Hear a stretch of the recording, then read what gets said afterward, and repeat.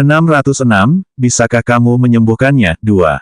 Akhirnya, beberapa menit kemudian, Sun Long membuka matanya dan menatap Jiang Tianfang yang masih berdiri di depannya dengan senyum tenang di wajahnya, hampir seolah-olah dia telah melalui situasi ini ratusan kali. Bahkan Jiang Chen dan yang lainnya tidak berbicara karena mereka semua menatap Sun Long dalam diam menunggu untuk mendengar apa yang dia katakan. Namun, saat mengalihkan pandangannya ke arah Jiang Chen, Sun Long menggelengkan kepalanya sebelum berkata dengan serius. Mustahil menyembuhkan dantiannya menggunakan pembalikan waktu, ku. Setidaknya tidak sekarang. Sun Long kemudian menatap Jiang Tianfang dan melanjutkan. Paman Jiang, Anda seharusnya memahami bahwa masalah Anda jauh lebih dalam daripada sekedar dantian yang setengah lumpuh. Mata Jiang Tianfang melebar ketika dia mendengar evaluasi Sun Long dan melihat ekspresi wajahnya, sebelum dia menganggukkan kepalanya dan berkata dengan nada agak terkejut. Keponakan Sun memang berbakat. Aku nggak ngangka kamu bisa menyadarinya secepat itu.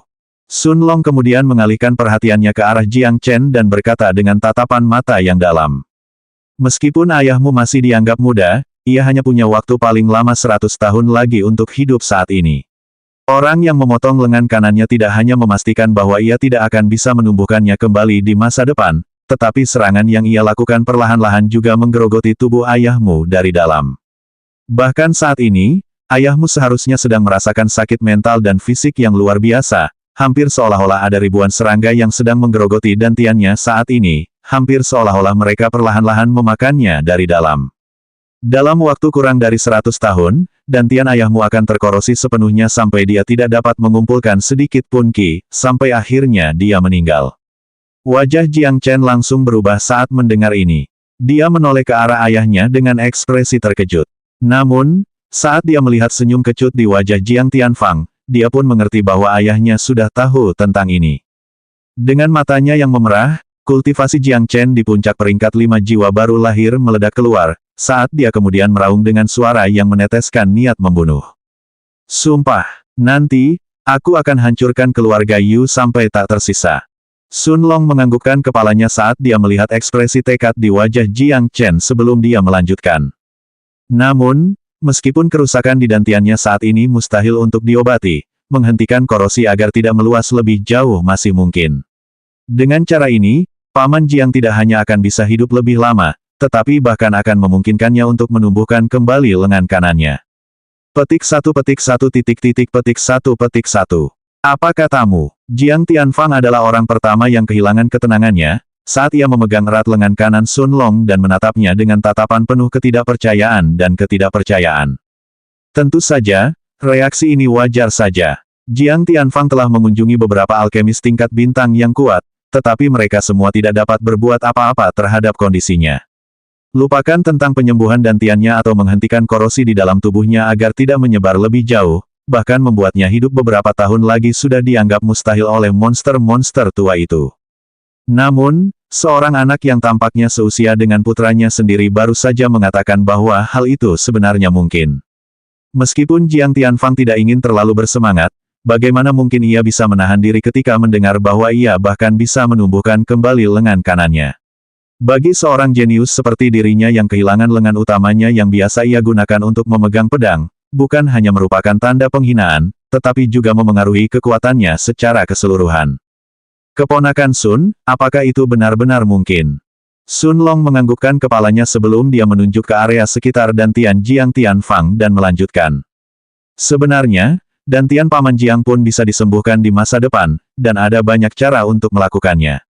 Namun, saat ini mustahil untuk melakukannya.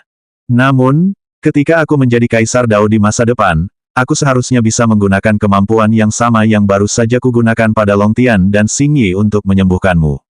Saat itu, seharusnya tidak terlalu sulit bagimu untuk kembali ke kekuatan puncakmu. Meskipun Jiang Tianfang sedikit kecewa saat mendengar Sun Long menyebutkan akan menjadi Kaisar Dao, karena Jiang Tianfang sudah tahu bahwa hal seperti itu akan memakan waktu paling tidak beberapa ratus tahun jika tidak lebih, dan saat ini dia sendiri hanya memiliki waktu hidup kurang dari 100 tahun lagi. Jika Sun Long benar-benar dapat menghentikan korosi di dalam tubuhnya agar tidak menyebar lebih jauh, maka Jiang Tianfang akan dengan senang hati menunggu selama yang diperlukan. Lagi pula, selama dia bisa hidup lebih lama berarti dia harus menemukan lebih banyak cara untuk menyembuhkan dirinya. Hanya memikirkan untuk kembali ke kekuatan puncaknya saja sudah merupakan sesuatu yang ia impikan, hampir setiap malam selama 40 tahun terakhir. Ekspresi wajah Sun Long berubah serius saat dia melanjutkan. Paman Jiang, hanya butuh waktu sebulan untuk menghentikan sepenuhnya korosi di dalam tubuhmu dan membantumu menumbuhkan kembali lengan kananmu, tetapi rasa sakit yang akan kamu rasakan akan ribuan kali lebih buruk daripada apa yang kamu rasakan saat ini. Jiang Tianfang menganggukkan kepalanya dengan tenang sebelum dia secara mengejutkan menundukkan kepalanya dan menangkupkan tangannya ke arah Sun Long saat dia berkata, "Keponakan Sun, selama kamu dapat membantuku, aku akan selalu berhutang budi padamu." Seorang Kaisar Dao yang kuat di tahap akhir, seseorang yang berada di puncak kekuatan bahkan di dalam sekte suci, tengah membungkuk dan berterima kasih kepada seorang kultivator tahap jiwa baru lahir yang kecil. Namun, Liu Mei dan yang lainnya mengerti bagaimana perasaan Jiang Tianfang. Bagi seorang ahli yang telah kehilangan kekuatannya, melihat harapan untuk mendapatkannya kembali adalah sebuah keajaiban. Sambil menggelengkan kepalanya, Sun Long tidak memiliki Jiang Tianfang untuk terus membungkuk padanya, dan setelah melihat sekelilingnya dia tiba-tiba bertanya. "Paman Jiang, apakah Anda punya binatang terbang ajaib?" 607, kembali ke Sekte Suci. Jiang Tianfang terkejut dengan pertanyaan tiba-tiba Sun Long, tapi dia menganggukkan kepalanya beberapa saat kemudian saat dia menjawab. "Saya punya, Flame Eagle, peringkat puncak 6 yang saya jinakkan beberapa tahun lalu. Meskipun kecepatannya tidak terlalu tinggi, ia termasuk salah satu binatang ajaib terbang peringkat puncak 6 terkuat dalam hal kekuatan. Kalau begitu, Paman Jiang, apakah Anda ingin ikut dengan kami ke wilayah tengah?" Melihat ekspresi terkejut di wajah Jiang Tianfang, Sun Long kemudian melanjutkan. "Karena butuh waktu sebulan untuk menghentikan sepenuhnya korosi di dalam tubuhmu dan membantu menumbuhkan kembali lengan kananmu, kita bisa melakukannya sambil kembali ke Sekte Suci. Kecuali Paman Jiang ingin tinggal di wilayah utara sendirian, sebaiknya kau ikut kami ke wilayah tengah." Mata Jiang Tianfang berbinar saat mendengar ini, sebelum dia menganggukkan kepalanya dengan tenang sesaat kemudian. Sebenarnya dia tidak punya alasan untuk tinggal di wilayah utara lebih lama lagi. Satu-satunya alasan dia tetap tinggal di tempat ini sejak awal adalah untuk membesarkan Jiang Chen dan menjalani kehidupan yang tenang. Namun, jika dia benar-benar dapat mengeluarkan kekuatan korosif dalam tubuhnya dan bahkan menumbuhkan kembali lengan kanannya, Jiang Tianfang akan lebih dari senang untuk kembali ke wilayah pusat. Tentu saja, Sun Long tidak akan melupakan peraturan Sekte Suci yang menyatakan, bahwa hanya seorang murid atau tetua sekte yang dapat menunggangi binatang ajaib dari aula penjinak binatang. Karena Jiang Tianfang tidak memiliki tanda pengenal sekte, burung biru Arktik tidak mengizinkannya menunggangi punggungnya. Tentu saja, sebagai Kaisar Dao tingkat akhir, Jiang Tianfang biasanya tidak membutuhkan binatang ajaib tingkat 6 puncak untuk membawanya. Lagi pula, kecepatan terbang Kaisar Dao tingkat akhir tidak sebanding dengan binatang ajaib tingkat 6 puncak manapun. Hanya binatang ajaib tingkat 7 ke atas yang bisa memasuki mata Kaisar Dao. Akan tetapi, karena kondisi dantiannya saat ini yang makin memburuk setiap harinya, Jiang Tianfang tahu bahwa ia tidak akan mampu terbang bahkan selama setengah hari sebelum ia pingsan karena kelelahan. Oleh karena itu, memiliki binatang ajaib terbang peringkat puncak 6 masih penting baginya. Sambil menganggukkan kepalanya, Sun Long mengalihkan perhatiannya ke arah garis besar kota besar di kejauhan. Melihat garis besar kota Tang di depan mereka, Sun Long dan yang lainnya tidak perlu bertanya kepada Jiang Tianfang di mana mereka saat ini berada, karena Sun Long berbalik dan melihat ke arah Jiang Chen dan yang lainnya dan berkata dengan tenang. "Ayo pergi, ayo kembali ke Sekte Suci." Setelah kelompok mereka terbang selama lebih dari 1 jam, mereka akhirnya tiba di pintu masuk hutan kecil yang familiar, tidak terlalu jauh dari kota Tang itu sendiri. Keo, saat kelompok Sun Long berhenti di luar hutan, suara kicauan burung yang keras bergema di udara, sebelum seekor burung biru raksasa yang tingginya lebih dari 40 meter, 131 kaki, dengan bulu biru es dan mata biru kabur muncul dari kedalaman hutan, menuju ke arah kelompok Sun Long dengan kecepatan penuh. Melihat burung biru Arktik, itu masih baik-baik saja, Liu Mei tersenyum sebelum dia menjadi orang pertama yang menaiki punggungnya. Xie Xingyi adalah orang berikutnya yang mengikutinya, diikuti olai Bai Longtian dan Jiang Chen. Bibir Sun Long melengkung ke atas saat melihat pemandangan ini, dan hanya dengan melirik wajah semua orang, dia langsung mengerti apa yang ada dalam pikiran Liu Mei dan yang lainnya. Tentu saja, Bagaimana mungkin mereka tidak bersemangat untuk kembali ke Sekte Suci sekarang setelah mereka menyelesaikan misi peringkat C? Ini berarti faksi mereka akhirnya memenuhi syarat untuk bertarung melawan faksi lain di sekte tersebut dalam perang faksi. Mereka akhirnya akan mampu melawan para jenius terkuat dari Sekte Suci juga.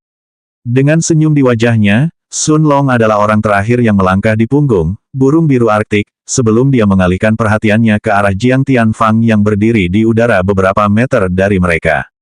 Jiang Tianfang kemudian menutup matanya dan bersiul keras, dan hanya beberapa menit kemudian, seekor elang besar yang bahkan lebih besar dari burung biru Arktik tingkat menengah 6 yang ditunggangi Sun Long dan yang lainnya, muncul di langit di atas hutan kecil itu.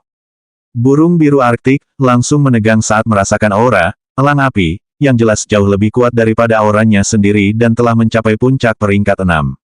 Namun, elang api, raksasa yang hampir 2 kali lipat ukuran, burung biru Arktik, hanya melemparkan pandangan meremehkan ke arah burung biru itu, seolah-olah burung biru Arktik itu sendiri tidak layak untuk diperhatikan, sebelum terus terbang ke depan dan tiba di depan Jiang Tianfang beberapa saat kemudian.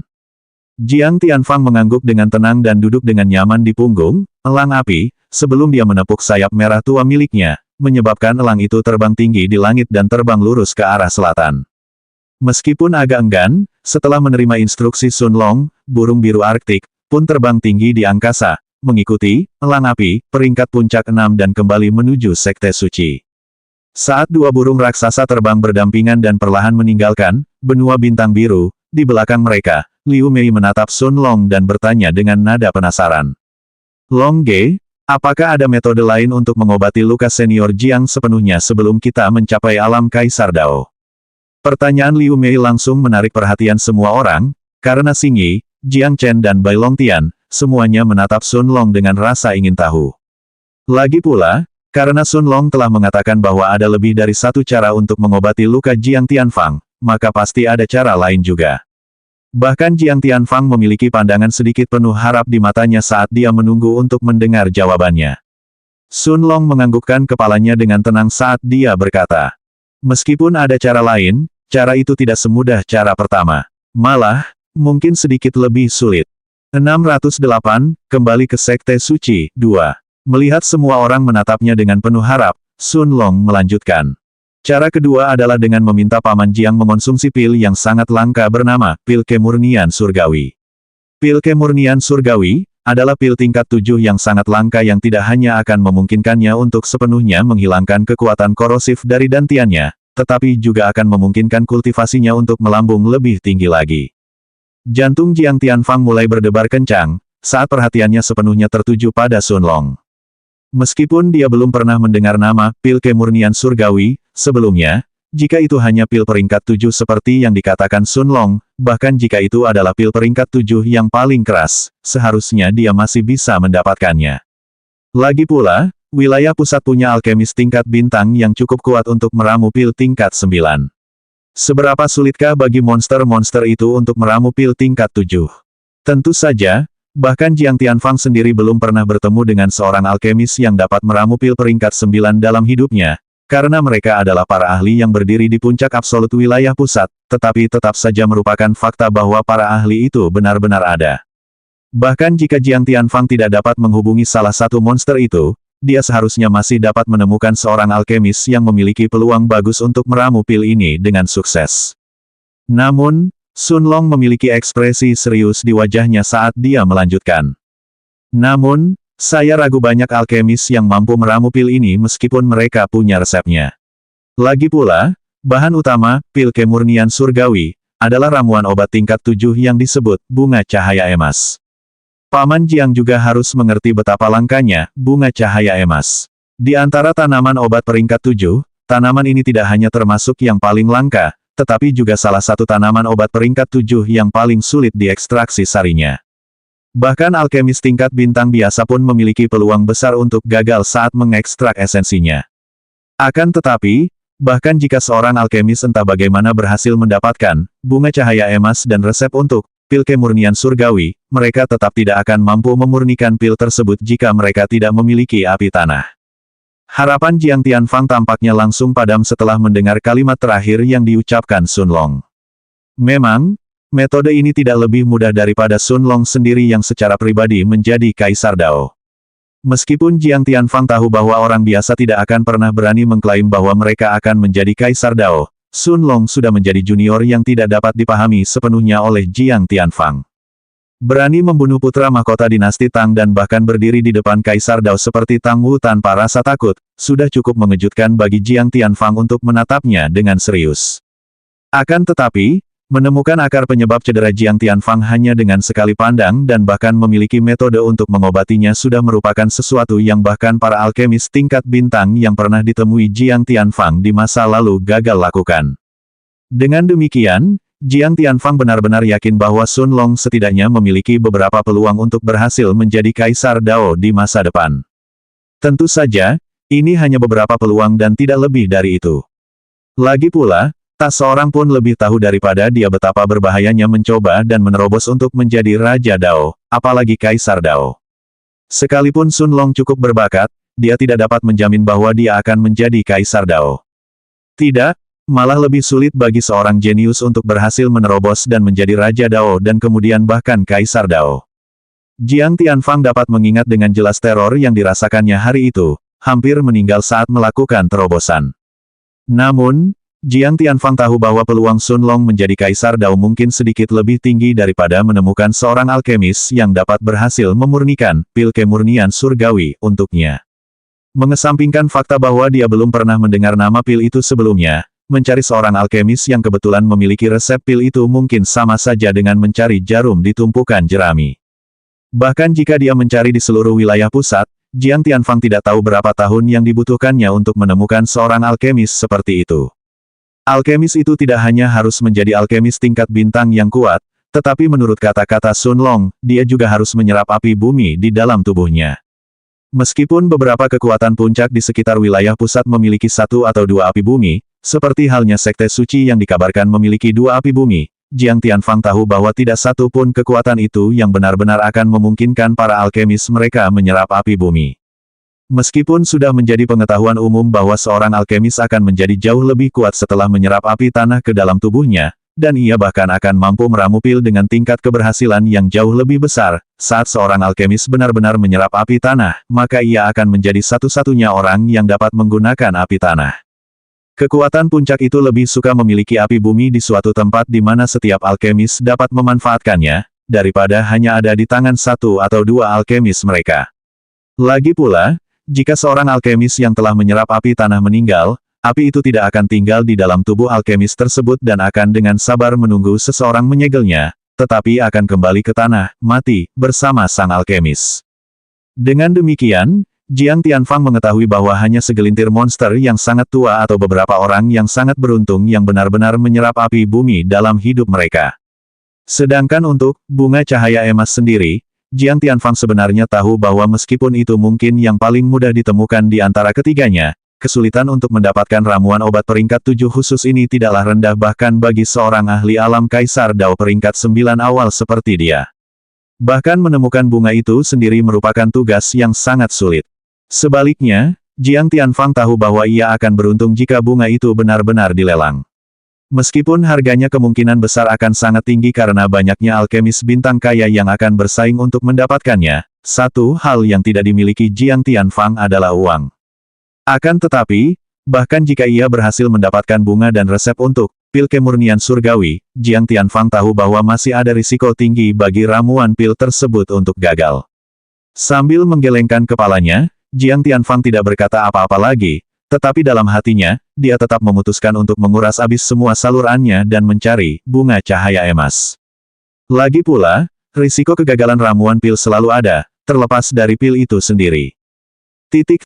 Dalam sekejap mata 2 minggu telah berlalu, karena burung biru Arktik telah melintasi lautan benua yang luas dan akhirnya tiba di tepi bagian utara wilayah tengah. 609, di atas alam Kaisar Dao. Dalam 2 minggu terakhir ini, Sun Long telah merawat Jiang Tianfang 2 kali setiap hari, menggunakan pembalikan waktu pada area lengan kanannya yang terputus. Meskipun tidak ada perbaikan yang nyata dari luar, Jiang Tianfang dapat dengan jelas merasakan efek korosif yang menghalanginya menggunakan energi penyempurnaan tubuhnya untuk menumbuhkan kembali lengan kanannya perlahan menghilang setiap harinya, menyebabkan wajahnya dipenuhi dengan keheranan dan kegembiraan yang tak berujung. Dia dapat merasakan dengan jelas bahwa setiap hari yang berlalu, dia semakin dekat untuk menumbuhkan kembali lengan kanannya, sementara efek korosif yang perlahan menyebar ke seluruh tubuh dan seluruh dantiannya akhirnya ditekan. Meskipun dantiannya tidak menunjukkan gejala membaik, fakta bahwa energi jahat di dalam dirinya ditekan dan tidak berkembang lebih jauh di dalam dirinya sudah lebih dari apa yang diimpikan Jiang Tianfang di masa lalu. Setiap hari, Sun Long harus beristirahat selama 6 jam setelah menggunakan pembalikan waktu untuk merawat Jiang Tianfang, karena ki-nya akan terkuras setiap kali setelah perawatan. Dalam 2 minggu terakhir ini, perjalanan mereka melalui Laut Kontinental untuk kembali ke wilayah tengah berlangsung damai, karena tidak ada satupun binatang ajaib yang berani menyerang mereka di jalan. Akhirnya, saat mereka tiba kembali di wilayah tengah, sebuah kota pesisir besar yang Sun Long dan yang lainnya lihat pertama kali sekali lagi muncul di mata mereka. Menatap kota besar yang bahkan lebih besar dari kota suci itu sendiri dan memiliki ribuan pembudidaya yang mengantri di depan gerbang kota, Jiang Tianfang tersenyum dan berkata dengan nada santai. Sepertinya klan Zong masih sekaya 50 tahun yang lalu. Haha. Wajar saja kalau begitu. Klan Zong. Jiang Chen bertanya dengan bingung sambil menatap kota di kejauhan dengan tatapan ingin tahu di matanya, sementara Liu Mei dan yang lainnya mengalihkan perhatian mereka ke arah Jiang Tianfang. Bahkan Sun Long yang baru saja selesai menyerap ki di udara untuk mengisi ulang bola ki-nya membuka matanya dan menatap Jiang Tianfang dengan rasa ingin tahu. Lagi pula, tak satu pun dari mereka tahu apapun tentang kekuatan-kekuatan di wilayah pusat yang berada di luar wilayah Sekte Suci. Bahkan kekuatan-kekuatan di dalam wilayah Sekte Suci pun masih menjadi misteri bagi pendatang baru seperti Sun Long dan yang lainnya. Adapun, klan Zong, ini, jelas bahwa itu adalah klan di luar wilayah Sekte Suci. Dengan senyum di wajahnya, Jiang Tianfang menganggukkan kepalanya dan menjelaskan. Memang, klan Zong adalah salah satu klan yang relatif lebih kuat di bagian utara wilayah tengah. Meskipun mereka tidak mendekati kekuatan para kekuatan puncak sejati di wilayah tengah, mereka tetap merupakan klan yang sangat terkenal, karena mereka memiliki 2 alkemis peringkat bintang yang mendukung klan mereka. Konon, pemimpin klan lama Zong telah mengasingkan diri selama lebih dari 1000 tahun, bersiap untuk naik ke wilayah di atas Kaisar Dao juga. Tentu saja, 1000 tahun kemudian, tidak ada yang benar-benar tahu apakah dia telah berhasil melampaui level Kaisar Dao atau tidak. Namun, jika dia benar-benar berhasil dalam terobosannya, maka klan Zong akan benar-benar dianggap sebagai salah satu klan yang lebih kuat di bagian utara wilayah tengah. Semua orang menghirup udara dingin saat mendengar rahasia klan Zong ini. Tentu saja, memiliki 2 alkemis peringkat bintang berarti klan Zong memiliki sedikitnya 2 Kaisar Dao di dalam kota. Lagi pula, sudah menjadi pengetahuan umum bahwa agar seorang alkemis dapat mencapai peringkat bintang, selain keterampilannya dalam alkimia itu sendiri, ia perlu memiliki kekuatan spiritual yang cukup kuat yang dapat mendukung penyempurnaan pilnya. Jadi, untuk memurnikan ramuan obat peringkat 7 dan mengubahnya menjadi pil, seorang alkemis setidaknya harus mencapai tingkat kekuatan spiritual rata-rata seorang Kaisar Dao peringkat 6 yang kuat. Sedangkan untuk ketua klan lama dari klan Zong, dia benar-benar berusaha untuk maju melewati level Kaisar Dao. Sun Long dapat dengan mudah menebak bahwa setidaknya dalam hal pengalaman, monster tua seperti itu pasti termasuk di antara alkemis bintang 1 yang kuat. Paman Jiang, kalau begitu, apakah klan Zong dianggap setingkat dengan Sekte Suci kita? Dalam 2 minggu terakhir, semua orang mulai lebih akrab dengan Jiang Tianfang saat mereka bepergian bersama, dan karena dia adalah ayah Jiang Chen dan tidak bersikap angkuh kepadanya meskipun merupakan Kaisar Dao yang kuat, semua orang secara alami mulai memanggilnya Paman Jiang juga. Jiang Tianfang menatap Bai Longtian dan tersenyum, sebelum dia menggelengkan kepalanya beberapa saat kemudian dan berkata dengan serius. Jika pemimpin klan lama dari klan Zong benar-benar telah berhasil menerobos ke wilayah di atas Kaisar Dao, maka saya kira klan Zong dapat dianggap sedikit lebih rendah dalam hal kekuatan jika dibandingkan dengan Sekte Suci. Adapun kekuatan Sekte Suci, sebenarnya jauh lebih dalam daripada apa yang ditampilkannya di permukaan. Menurutmu, mengapa ada begitu banyak Kaisar Dao di antara kekuatan-kekuatan yang tunduk pada Sekte Suci, tetapi tak satu pun dari mereka berani memberontak? Lagi pula, Setiap keluarga mereka harus membayar upeti kepada Sekte Suci setiap tahun jika ingin tetap berada di wilayah Sekte Suci, dan upeti yang mereka bayarkan bukanlah jumlah yang kecil. Lagi pula, siapa yang mau kepalanya ditundukkan oleh orang lain seumur hidupnya? Akan tetapi, tidak ada satupun di antara mereka yang berani berpikir untuk memberontak dan mereka dengan senang hati memberikan penghormatan kepada Sekte Suci setiap tahun. Alasan dibalik itu hanyalah Master Sekte dari Sekte Suci. Master Sekte adalah seorang ahli yang berhasil menembus ranah di atas Kaisar Dao bertahun-tahun yang lalu. Mengenai kekuatannya saat ini, tidak ada yang benar-benar tahu. Sekalipun bukan karena kekuatan ketua sekte, Sekte Suci tetaplah bukan sekte yang berani diganggu oleh kekuatan manapun. Di kedalaman sekte, ada juga seorang monster tua yang telah mencapai puncak alam Kaisar Dao, dan di antara Kaisar Dao yang kukenal secara pribadi, dia pasti berada di peringkat 5 teratas dalam hal kekuatan. Sekalipun dia tidak sekuat ketua sekte-sekte suci, lelaki tua itu cukup kuat untuk melindungi Sekte Suci sendirian. Bukan hanya Bai Longtian, tetapi bahkan Sun Long, Liu Mei, Xie Xingyi, dan Jiang Chen semuanya tercengang ketika mendengar berita ini. Tentu saja, orang biasa tidak akan memenuhi syarat untuk mengetahui siapa pakar sebenarnya di balik Sekte Suci, tetapi siapakah Jiang Tianfang? Sebagai seorang Kaisar Dao tingkat 9 awal yang namanya telah menyebar luas di seluruh wilayah tengah di masa lalu, dia lebih dari memenuhi syarat untuk mengetahui para ahli di balik Sekte Suci. Pada saat itu, Sun Long menutup matanya dan bertanya pada Little Black dengan suara penasaran. Little Black, apa nama alam yang berada di atas alam Kaisar Dao? Little Black yang telah minum anggur baru Sun Long tanpa henti dalam 2 minggu terakhir dengan ekspresi gembira di wajahnya, membuka mata birunya yang cerah dan menatap proyeksi spiritual Sun Long di depannya sebelum dia menjawab dengan suara serius.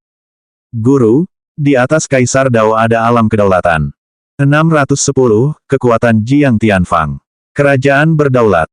Sun Long bergumam pada dirinya sendiri tanpa sadar, sebelum dia membuka matanya dan menatap Jiang Tianfang yang sedang santai menatap kota klan Zong di bawah mereka.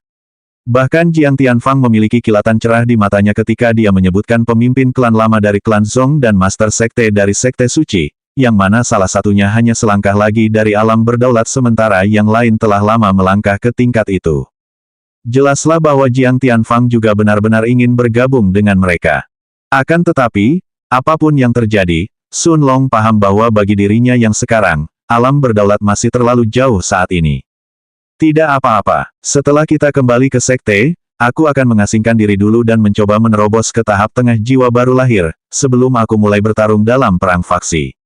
Bertarung melawan murid-murid terkuat sekte ini akan memungkinkan kultivasiku berkembang lebih cepat. Saat mencapai kesimpulan ini, Sun Long mengalihkan pandangannya ke arah Liu Mei, Jiang Chen, Bai Longtian, dan Xie Xingyi, lalu tersenyum cerah. Dia paham bahwa bukan hanya kultivasinya sendiri, melainkan kultivasi Xie Xingyi dan yang lainnya juga akan meledak setelah mereka mulai bertarung dalam perang faksi. Hanya dengan mendorong diri mereka sendiri dan bertarung melawan para jenius terkuat dari Sekte Suci, mereka akan memiliki kesempatan untuk maju lebih jauh. Saat peringkat puncak 6, Elang Api, dan peringkat tengah 6, Burung Biru Arktik, terbang melewati kota klan Zong, Xie Xingyi memandang Jiang Tianfang dan bertanya dengan nada penasaran. Paman Jiang, saya punya pertanyaan. Bagaimana Anda bisa menemukan kami di kota Tang? Kakak Jiang Chen bilang Anda tinggal di benua bintang kutub. Jiang Tianfang menganggukkan kepalanya dengan tenang, dan setelah mengesampingkan pikiran untuk mencapai alam berdaulat untuk sementara, dia mengalihkan perhatiannya ke wanita muda pirang cantik yang duduk di punggung burung biru Arktik dan menjawab sambil tersenyum.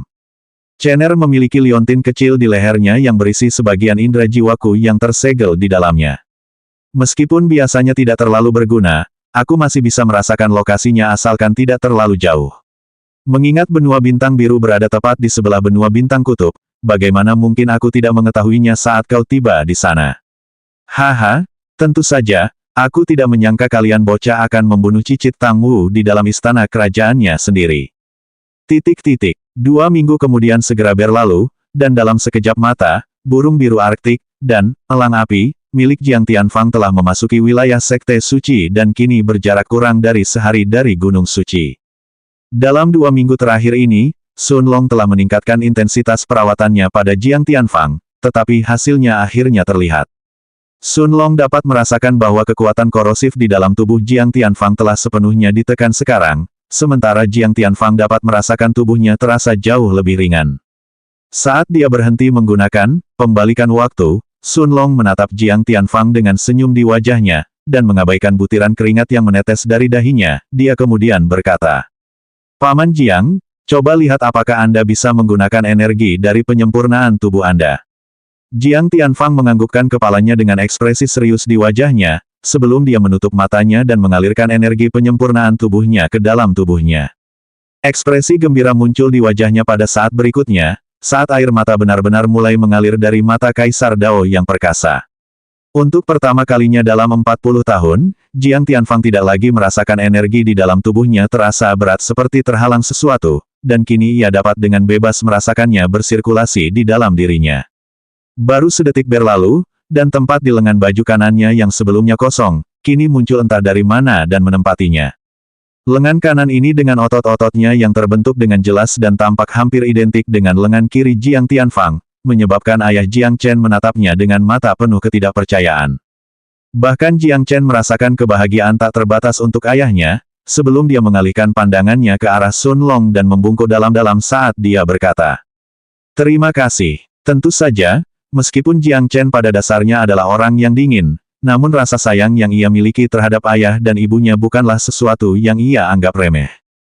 Namun, Sun Long segera mengambil langkah maju dan muncul di depannya, sebelum dia menarik Jiang Chen dari posisi membungkuk dan berkata, "Kalau kau benar-benar menganggapku saudara, kau tak akan membungkuk seperti ini.